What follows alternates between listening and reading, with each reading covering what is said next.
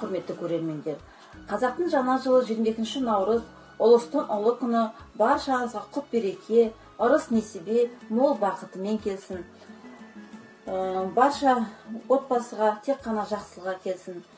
Сол себепті наурыз мерекесіне қарсы ұмыт болып жатқан қазақтың ұлттық тағамдарының бірі жент жасауды мен сіздерге көрсетемін. Бұл жентке біз тарының талқанын аламыз. 500 грамм тарын талқаны. Оған 200 грамм печенье, үгітілген печенье қосамыз. 100 грамм қант қосамыз. 100 грамм бал қосамыз.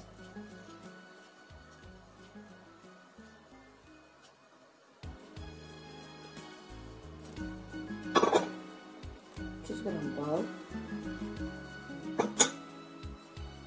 Үй температурасындағы сары май.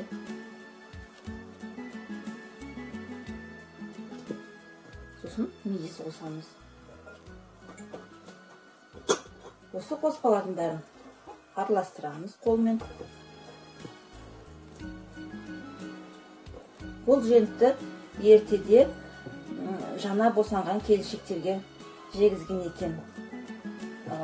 Ананың сүті қою болу үшін жас аналарға жегізген екен.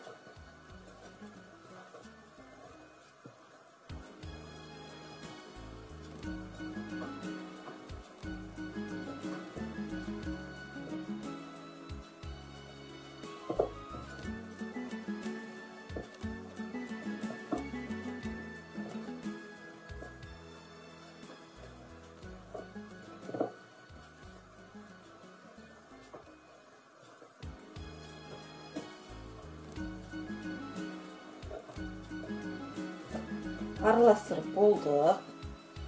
Енді бұл жентті әртүрлі тәсілмен